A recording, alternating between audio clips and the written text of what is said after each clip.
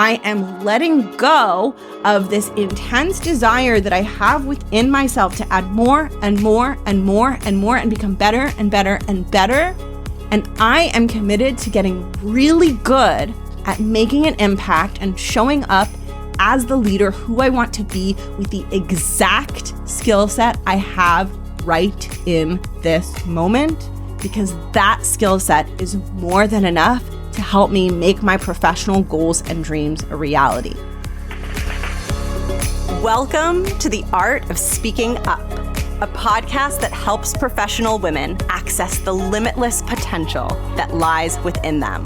I'm your host, Jessica Guzik, and my mission is to help you find that spark inside you that has the power to transform your career in ways you may not have thought possible. I'm so excited that you're here. And now, on to the show.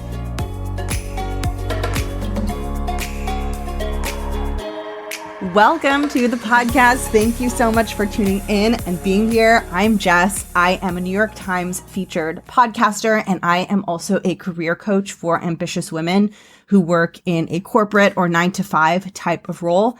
I am here and I am really on a mission with my show, with my coaching programs, with everything I do. I'm on a mission to help women build confidence, find a really strong voice in the workplace, and ultimately advance and elevate into leadership positions. The mission of this show is really to help create more female leaders, more confident, thriving female leaders out in the corporate space. And everything that I share is really designed to help you do that. So if you're someone who really cares about your career and really wants to advance and thrive and stretch yourself and get promoted and lead, you are in the perfect place. And today I am talking about something that is so pervasive that I see so often with my coaching clients, both my one-on-one clients and my clients who I support in my small group coaching program, the Art of Speaking Up Academy. What I'm talking about today is imposter syndrome. And I'm going to be telling you a little bit about what imposter syndrome is, and I'm going to be offering you an alternative way to tackle imposter syndrome, because what I so often see is that a lot of times people get very stuck in feelings of imposter syndrome for prolonged periods of time, for years, for decades.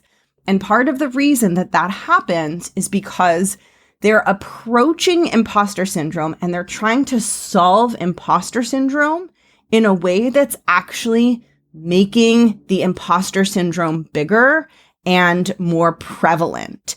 And what I want to do is help you identify whether you might be in that pattern so that you can find more empowering ways to shrink the impact of imposter syndrome so that it doesn't have such a big impact on your self-confidence, on your execution, and on how you feel in your role. So what I'm going to do in today's episode is, first, I'm going to briefly define what imposter syndrome is. Then I'm going to walk you through a very simple framework that we're going to use to understand the different ways you can attempt to tackle imposter syndrome so that it doesn't have such a debilitating effect on your confidence. And then I'm going to walk you through a mistake that often gets made that keeps people perpetually stuck in imposter syndrome. And then I'm going to offer you another approach to imposter syndrome, which I think is far more freeing and far more effective. And this is the approach that I like to use both in my own growth and in building out my own career path, and also with my clients. And I will tell you that I am super familiar with imposter syndrome, not only because I'm someone who has really struggled with self-confidence, and I've gone on a massive journey from like doubting myself and feeling just like lame, like a total loser, not liking myself, not feeling confident, to really feeling solid about who I am, having an enduring love and adoration for myself, feeling genuinely confident. Not only have I gone on that journey from like really lacking confidence to having a deep-seated confidence that is really hard to shake. It's always with me on some level. But in addition to that, I've also made really big career changes and really big career pivots in my own career. And what I have found is that imposter syndrome, even when you don't make career pivots, even when you have a ton of expertise in one area, imposter syndrome can still be really intense, even if you've worked in that same area or that same field for years and years and years. But imposter syndrome gets even more intense when you shift onto a new career path. And I've done that twice. So I shifted from a career path as a lawyer. I went to law school, and instead of using my law degree to be a lawyer like most people do, I went into management consulting and corporate strategy, which was 0% utilization of my law degree. It was a full pivot. And then after I built a successful career as a corporate strategist and became an executive, after doing that for several years, I pivoted to becoming a coach and starting my own business and taking this podcast full time. So I've made two major, like drastic pivots in my career where I went from one area of focus to something completely unrelated. And I've worked through the imposter syndrome, like the deeper imposter syndrome that comes with career pivots, because I see this with my clients as well who are making a change in their career path. The imposter syndrome that brings up can be so intense, it can actually prevent people from making career changes that they deeply want to make, like deep inside their hearts that are so important to them. They deny themselves that change. They deny themselves that career path because the feelings of imposter syndrome are so intense. So I just share this to let you know that I'm speaking to you from experience, from personal experience, and as someone who really struggled with imposter syndrome, and honestly, who really doesn't struggle with it anymore. There are some struggles I feel like that keep popping up for me over and over again, and imposter syndrome just isn't one of them. Like my mind just doesn't go to that place of like, maybe I don't know enough anymore. And it really liked to be in that place of like, I don't know enough, I'm not good enough. It really liked to be in that place in an earlier phase of my career. So I really hope what I share with you today can help you get that transformation as well, because it is so freeing. Okay, so let's start with the definition of imposter syndrome. Imposter syndrome is the persistent sense that you are lacking the competence required to succeed and deliver in your role. It feels different for different people. Some people experience it as like a nagging anxiety. Some people experience it as almost like this secret that they're hiding, that they're afraid that people are going to find out. So there's different flavors of it. But in general, one thing that's shared across different people who experience imposter syndrome is just this sense that they don't measure up. And this sense that they don't measure up is going to be the basis for a framework that I'm going to use in today's episode to walk you through the different ways you can attempt to navigate imposter syndrome and shrink imposter syndrome. And I want to help you see how you can have a more empowering relationship with imposter syndrome and with your skill set so that you can execute powerfully and confidently in your role without having to be perfect and have every single skill and be amazing at everything and have all of the answers. Okay, so now that we've defined imposter syndrome, I want to share with you how I think of it in my mind and the framework that is always in my head when I'm coaching someone on imposter syndrome or reflecting on how to help a client of mine feel more solid in their skill set. So the way that I think about imposter syndrome is kind of like a height requirement for a roller coaster at an amusement park. Now, most of us listening to this show haven't had this problem in our lives in a while, but you might recall that when you were really little, when you were a little kid, and you went to the fair or to an amusement park or to Disneyland or somewhere where there's rides and roller coasters, you might remember the height requirement, right? And how if you want to ride the roller coaster, you have to be a certain minimum height, and you would stand up against like the little thingy that measures your height to see if you were tall enough, and you had to kind of, hold off on some of the rides and wait until you were tall enough to ride those rides. So when I'm thinking about imposter syndrome, I often use that as a visual in my mind to visualize imposter syndrome. So the way that I think about imposter syndrome is that when you're in your role, you have an expectation of where your skill set needs to be. You have an expectation in your mind of what level and set of skills you quote unquote should have in your role. I think of that as the height requirement that you set for yourself, right? So just like there's a height requirement to ride a roller coaster, in your mind, you create a height requirement for success in your role. Only instead of it being height, it's a list of skills that you need to have to succeed in your role. So instead of you needing to be 5 feet tall, the list is more like you need to be good at X and you need to be good at Y and you need to be good at Z and you need to be good at A, B, and C. So I refer to that quote unquote height requirement or that expectation of where your skill set should be. I refer to that as like the benchmark. That is the benchmark for success.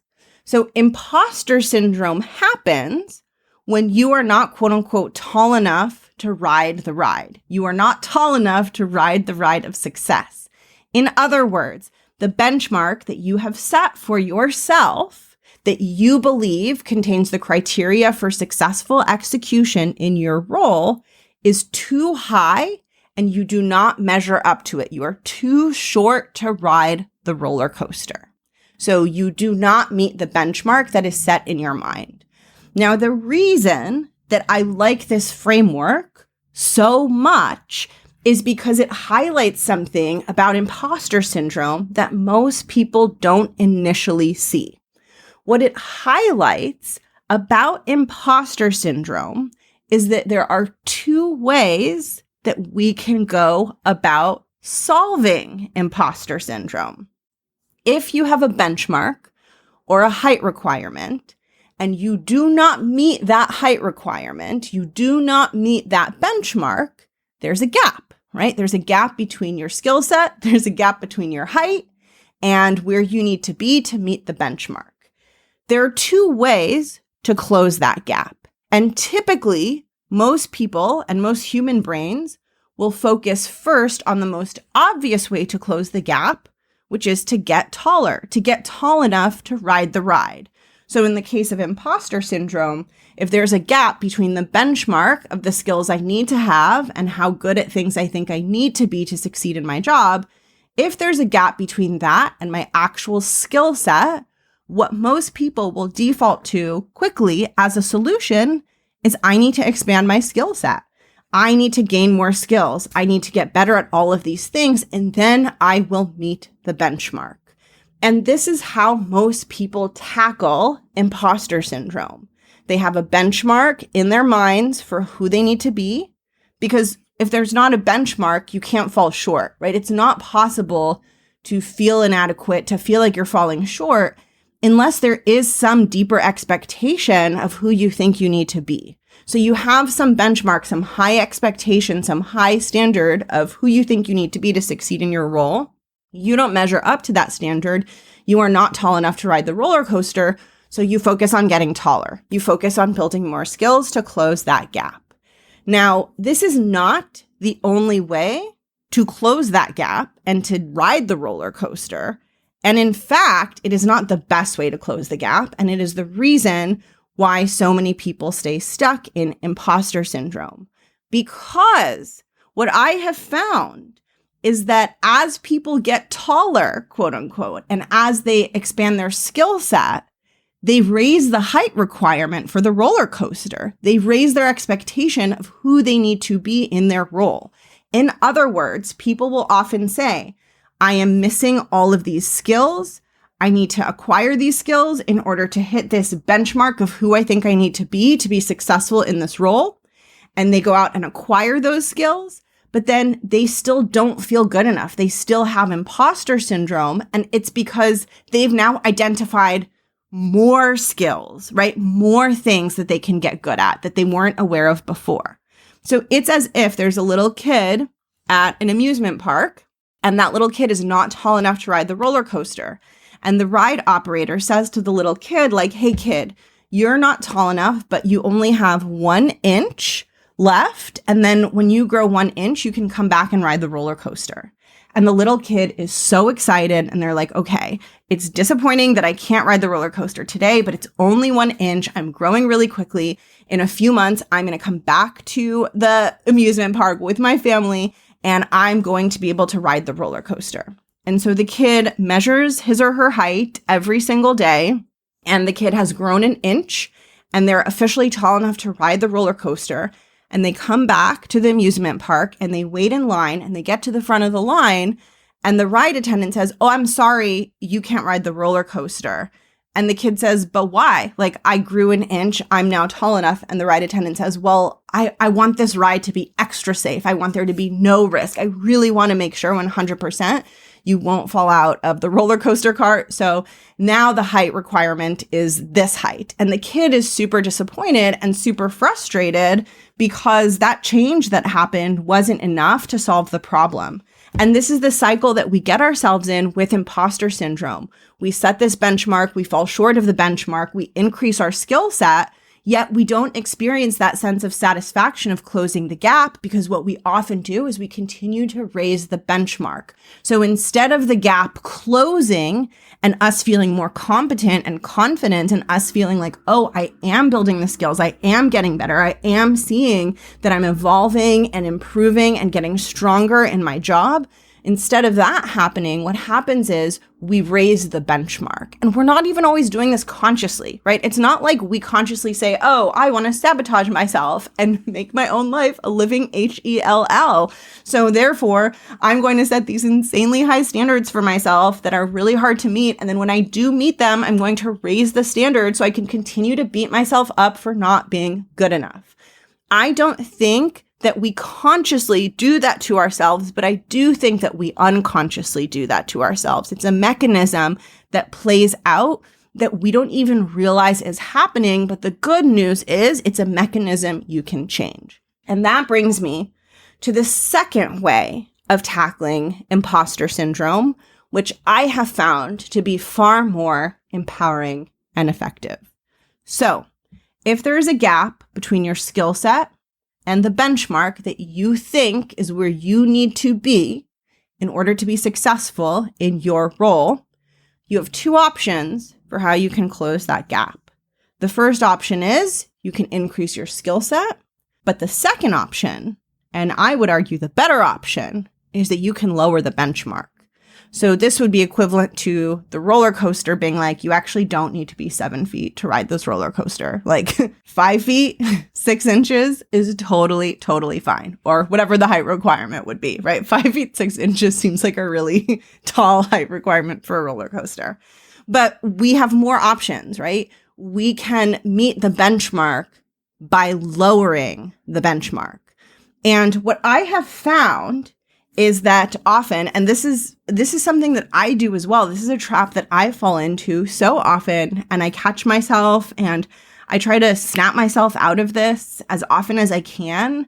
But I think that as women, so often we engage in this pattern across so many areas of our lives where we're setting a benchmark that's unattainable and we're expending enormous amounts of energy trying to meet this unattainable benchmark, and also never quite feeling like we're closing the gap, even if we're quote unquote making progress. So what I think is so fascinating about imposter syndrome and about viewing it through this lens, through this framework of setting a benchmark that you can never attain, is that once you look at it that way, you can start to see that pattern popping up in different areas of our lives as women. And we can really, truly start to get our minds around how disempowering it is and how it robs us of our own genius, our self-confidence. All of the things that I think are part of our birthright as women go away when we engage in this pattern. And this is the pattern of setting an impossibly high benchmark and never questioning whether that benchmark is in the right place, and focusing only on fixing and self-improving in order to attain that benchmark. There are so many ways that this happens, right? This happens with our physical appearance. We have an idea, a benchmark of how we think that we need to look, right? Maybe we think we need to be thinner. Maybe we think that our face needs to look different. Our skin isn't good enough. Or like there's so many things I could list it out for ages and ages, right? And so often, instead of questioning that and saying, well, is that the right benchmark? Is that what I want to aim for? We don't question it at all. Instead, we assume that we are wrong. Something's wrong with us. We need to change. We need to become more physically attractive. We might do this in other areas of our lives, right? Maybe your home needs to be more beautiful, more clean, more well decorated. Maybe this happens with your overall life. You feel like you need to have a more interesting life, a more active social life, more this, more that. There's so many expectations of who we need to be as women, and we get into these ongoing patterns of contorting ourselves and self-improving in order to meet a benchmark, when what I find is that asking ourselves whether we want that as our benchmark and whether that benchmark is really true to what we want in our lives and how we define success, I find that that's way more empowering. So just like with physical appearance, we could say, hold on, this standard of how I'm told I'm supposed to look, I can spend a lot of time trying to fit that standard, or I can question that standard. We can apply that same exact line of thinking to any imposter syndrome that we experience in our careers. And instead of saying, okay, I need to get smarter, I need to get better, I need to have more skills, we can say, wait a minute, what is the standard that I'm holding myself to? And does it make sense? And is it a standard that I want to adopt? Is it in my best interests? Is it going to help me further my career? And what I find so often is that when we can question the benchmark and question the standard, we can make such rapid growth and such rapid progress when it comes to our imposter syndrome versus when we're constantly trying to meet the standard. Because first of all, like I mentioned before, when we're trying to meet that high benchmark, we often keep raising it higher and higher and higher. But the other reason that I also like questioning the benchmark and questioning the expectation versus just trying to improve ourselves to meet the high expectation, to meet the high benchmark, the other reason that I like questioning it is because the belief system that drives us to try to self-improve to meet a very high expectation, a high benchmark, is a disempowering belief system. When the benchmark is high and we're trying to fix ourselves and gain more skills to reach it, we're operating from a belief that we are not enough, that we are lacking something. It's the same belief that drives us to play out that pattern in other places in our lives, to think we need to be more attractive, more whatever, more social, more charming, like all the things that we think that we need more of. They so often come from this disempowering belief that who I am now, the person I am right in this moment, isn't enough. And when that's the case, I have to build more skills. I have to add on more. I have to change. I have to grow. I have to improve because who I am now doesn't meet this benchmark. And I personally don't want to operate from that belief system. I want to operate from a belief system that feels really good inside. And when I imagine that I'm missing things and I'm not enough and I can't do it the way I am and I need all these extra things, when I'm operating from that belief system, I feel really crappy about myself. I feel really small and I don't feel powerful and I don't feel strong and I don't feel solid. And so what I like to do and what I suggest you do is actually work on changing the benchmark.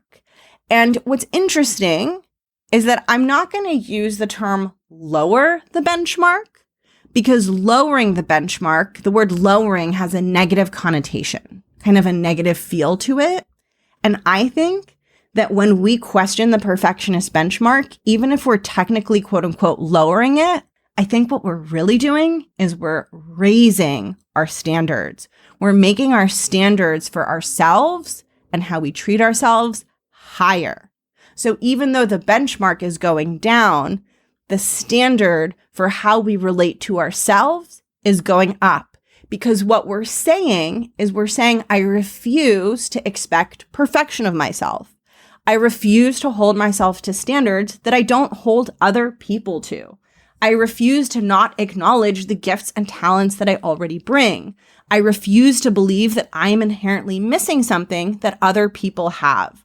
That refusal is a raising of our standards. We are treating ourselves with the respect and reverence that we deserve. So even though we're lowering the benchmark, we're raising our standards and we're saying, I'm no longer willing to put up with a belief system and an approach to my career that is rooted in beliefs and feelings of inadequacy and unworthiness, which means I am letting go of this intense desire that I have within myself to add more and more and more and more and become better and better and better.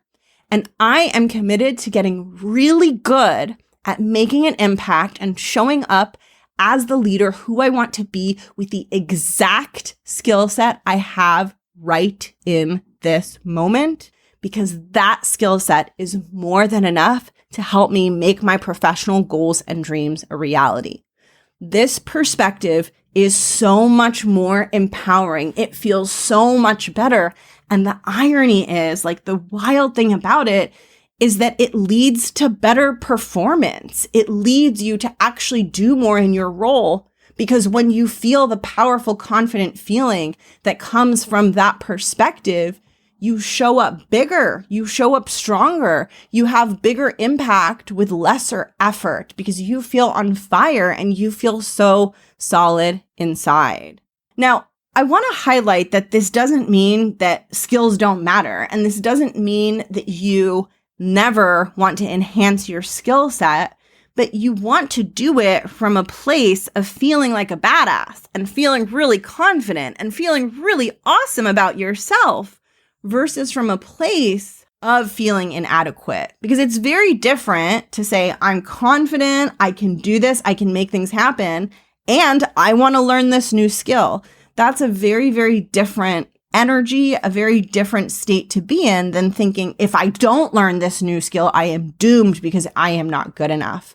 And that urgency and that panic makes it really hard for you to connect with your brilliance and your genius. So it's not that you can't build new skills and grow and evolve, but you want to focus equally on feeling confident and solid in who you are, because then the skills and all the growth will actually stick in your mind. You'll be able to internalize it. You'll be able to see your own growth versus when you pursue skills from that place of feeling like you're missing something, it never sticks because your brain just keeps going back to the feeling that you're missing something.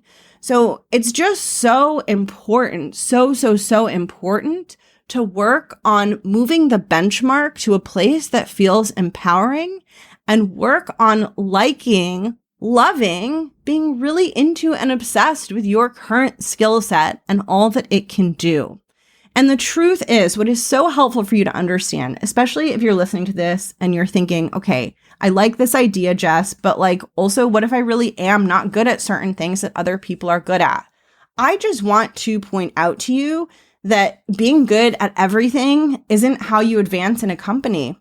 The way that you advance is you get really, really good at a couple of things and you create an enormous amount of value from those things. So the faster that you can find those things and the faster that you can let go of a fantasy of being perfect at everything and being a Jack or a Jill of all trades and all things, the faster you're going to grow professionally. Really good leaders know how to make impact with what they have, with what they're good at today, and how to strategically fill in the gaps for places where they're not as strong. There's no such thing as someone who's good at everything.